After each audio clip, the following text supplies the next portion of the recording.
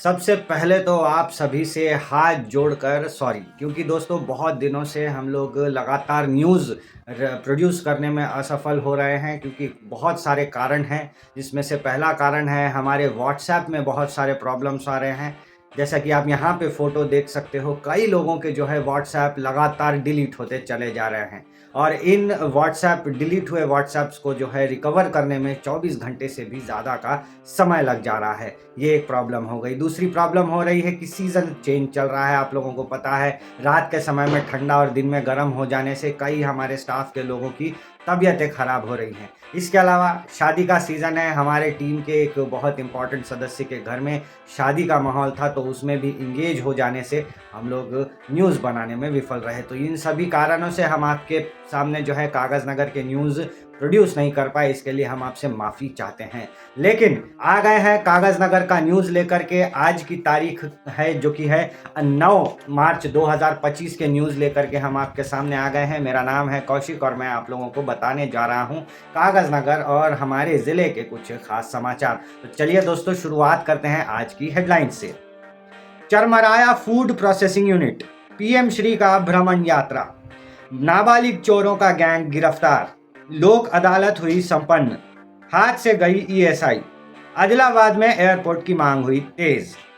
तो चलिए दोस्तों, सबसे पहले शुरुआत कर लेते हैं आज की वेदर अपडेट से। वेदर की बात कहूँ तो अभी जैसे कि आप लोगों को पता ही है, गर्मी के सीज़न के तरफ हम लोग बढ़ रहे हैं, तो मामूली सी बात है, दिन के समय में गर्मी ज़्यादा रह रही है। दिन के समय में आज कागज़ नगर में टेम्परेचर था 36 डिग्री और रात के समय में 21 डिग्री टेम्परेचर रहने वाला है। दिन के टाइम पे तो ठीक है, गर्मी बढ़ रही है, लेकिन रात का मौसम ठंडा रहने के कारण जो है लोगों को काफ़ी तकलीफ़ों का सामना करना पड़ रहा है। कई लोगों के जो है तबीयत खराब हो रहे हैं, खासतौर पे उनको परेशानी हो रही है जो कि एसपीएम सरीखे कई जगहों पे नाइट ड्यूटी का काम करते हैं। तो आप लोगों को अपने तबीयत का ध्यान ज़रूर रखना है। इसके अलावा दोस्तों, अभी रमज़ान का महीना चल रहा है, तो जो हमारे मुस्लिम दर्शक हैं उनके लिए हम एक सेगमेंट ला रहे हैं जो कि है रोज़े के टाइम से जुड़ी हुई। आज दोस्तों रविवार था, आज का जो शाम का इफ्तार का टाइम था वो 6:20 था और कल जो है सहरी होने वाली है सोमवार को 5:13 पे। तो इन टाइमों का आप लोगों को ध्यान रखना है। अब फटाफट से बढ़ जाते हैं आज के पहली खबर की ओर, जो कि है फूड प्रोसेसिंग यूनिट से जुड़ी हुई। दरअसल दोस्तों, आप लोगों को बता दूं, कुछ सालों पहले की बात है, कोविड जब लास्ट एंड पे था, कई लोग जो है नौकरी वगैरह छोड़ करके आ रहे थे। कई लोगों की नौकरियां खुद से चली जा रही थी, बेरोजगारी की समस्या बढ़ गई थी, लोग पैसे को लेकर टेंशन में आ गए थे और किसानों की भी हालत ख़राब थी। तो ऐसे में सेंट्रल गवर्नमेंट ने एक स्कीम निकाला था और स्व योजना नाम से ये स्कीम थी, जिसके तहत कई लोगों को लोन भी दिया गया और कई लोगों को जो है बहुत सारी मशीनरीज इक्विपमेंट्स दी गई थी, एमएसएमई यानी micro small medium enterprises ministry के तरफ से। तो हमारे ज़िले में बहुत सारे जगहों पे जो है लोगों को दाल मिल सरीखे जो है बहुत सारे फूड प्रोसेसिंग यूनिट्स दी गई थी। कहीं पे सोयाबीन की जो है प्रोसेसिंग यूनिट थी, कहीं पे दाल की प्रोसेसिंग यूनिट थी, क्योंकि हमारे यहाँ पे तुअर दाल बहुत ज़्यादा उगाई जाती है, इसीलिए ये प्रोसेसिंग यूनिट्स जो है कोमरम भीम ज़िले को दिए गए थे। कई लोगों ने इसका लाभ उठाते हुए ये मशीनरीज ले तो ली, लेकिन इनको चलाने में इनको काफ़ी तकलीफ़ें पेश आ रही हैं।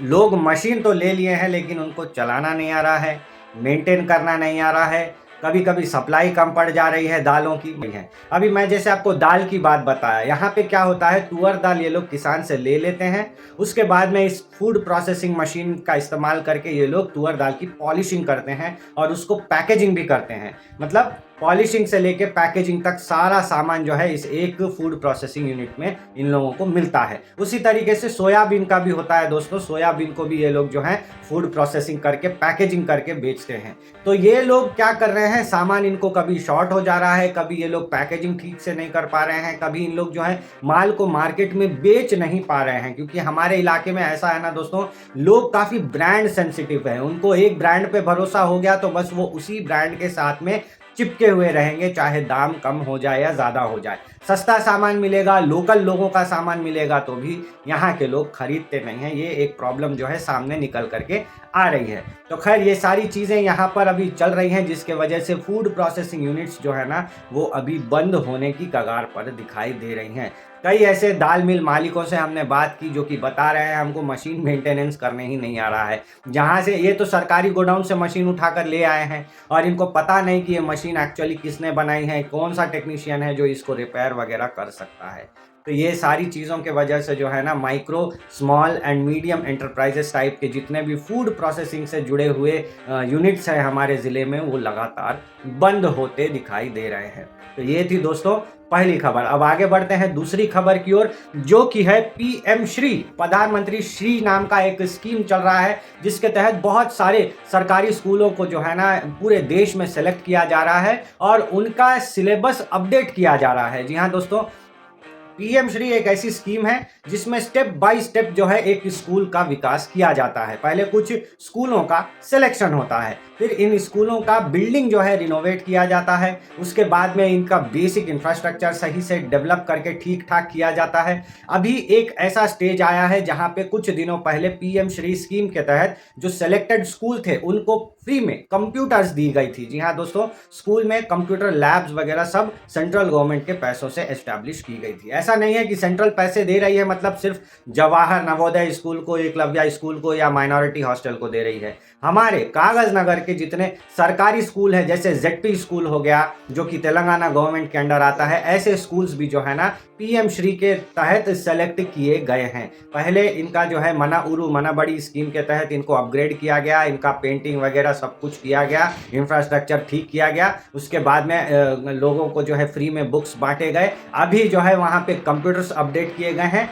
आज का जो लेटेस्ट आपको स्टेटस बता दूं, पीएम श्री स्कीम के तहत में जो है ना बच्चे लोगों को भ्रमण कराया जा रहा है, जिसे कि इंग्लिश में एक्सकर्शन टूर कहते हैं। एक्सकर्शन टूर बहुत ही ज़रूरी होता है दोस्तों बच्चों के लिए, खास तौर पे जो हम नागपुर, मुंबई, दिल्ली सरीके, जो हमारे हैदराबाद सरीके बड़े बड़े स्कूल हैं, वहाँ पे एक्सकर्शन टूर के बारे में कहीं ना कहीं सुने होंगे। लेकिन हमारे कागज नगर के लोकल स्कूलों में एक्सकर्शन टूर्स की कमी देखी गई है। कोई भी स्कूल कॉलेज वाले अपने बच्चों को एक्सकर्शन टूर पे नहीं लेके जाते हैं, बहुत मुश्किल से पिकनिक लेके चले गए तो हो गया। लेकिन धन्यवाद है सेंट्रल गवर्नमेंट का जिन्होंने पीएम श्री स्कीम के तहत मजबूर किया है कागज नगर के जेडपी स्कूलों को, एमपीपी स्कूलों को, जहां पे बच्चे लोगों को अभी एक्सकर्शन टूर पे ले जाया जा रहा है। हमारे कागज नगर के बच्चों को खास तौर पे दो जगह ले जाया गया, एक है केरामेरी का जोड़े घाट इलाका और एक है वरंगल।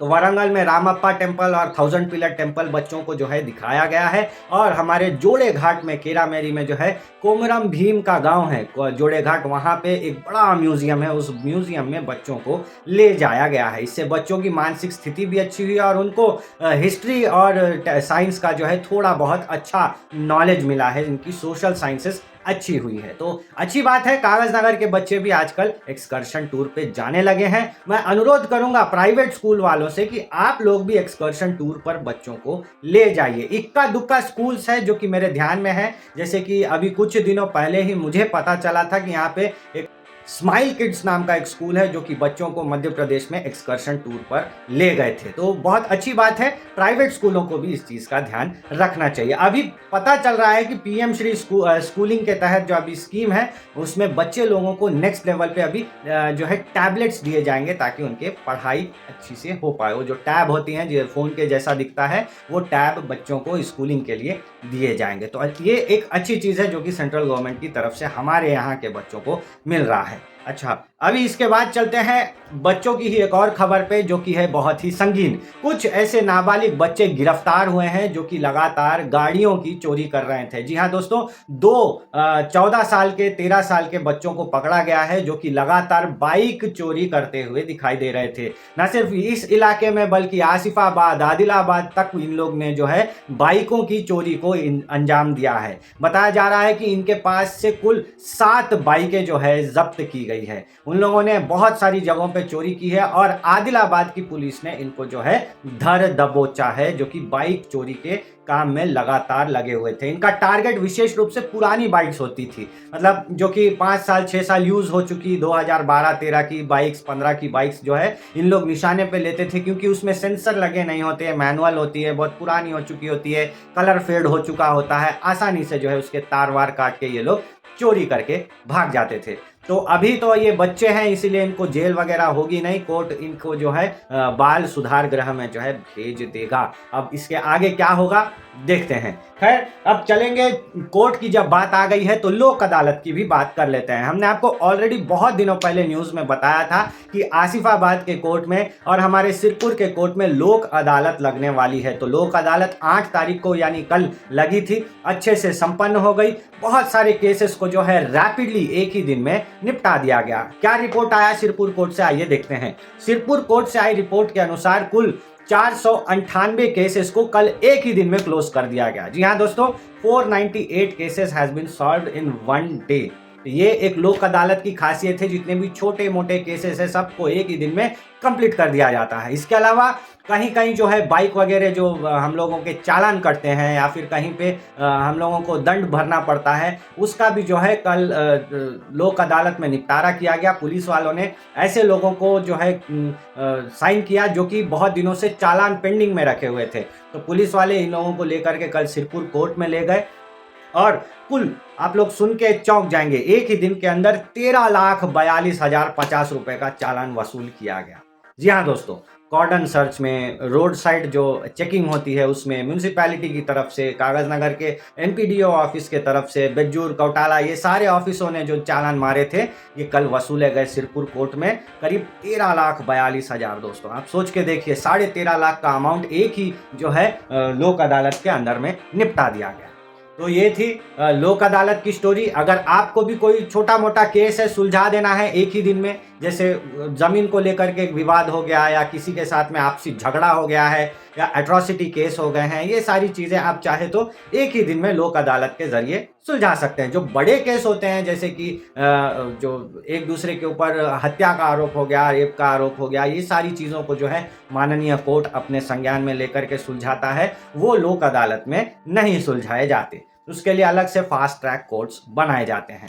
तो ये थी लोक अदालत से जुड़ी हुई स्टोरी। अच्छा, अब आते हैं ईएसआई हॉस्पिटल पे। जी हाँ दोस्तों, ईएसआई को लेकर के एक बड़ा अपडेट आया है। हमने कुछ दिनों पहले आपको बताया था एक न्यूज़ में, जहां ईएसआई की खराब हालत के बारे में आपको विस्तार से बताया गया था, कैसे ईएसआई बनी थी, ईएसआई में कितने सारे इंश्योर्ड पर्सन्स थे पहले, उसके बाद में धीरे धीरे जो है कंपनियां बंद होती चली गई, इंश्योर्ड पर्सन्स के नंबर्स गिरने लग गए और हमारा ईएसआई हॉस्पिटल देखते देखते भूत बंगले में तब्दील होता चला गया। अभी ऐसा दिखाई दे रहा है कि जल्द ही हमारा ESI hospital totally close of हो जाएगा और इसको मंचिरियाल और रामगुंडम में ट्रांसफर कर दिया जाएगा। दरअसल अभी बात चल रही है, जो एक जयपुर नाम का गांव है मंचिरियाल के पास में, वहां सिंगरेनी का एक पावर प्लांट है। इसके अलावा रामगुंडम गोदावरी खनी में भी पावर प्लांट है, एनटीपीसी, और मंचिरियाल में भी आपको पता ही है कि छोटे मोटे शालीवाहना पावर प्लांट सरीके छोटे मोटे, और सीमेंट फैक्ट्री है और सिरामिक फैक्ट्री है, पीवीसी पाइप्स की फैक्ट्री है।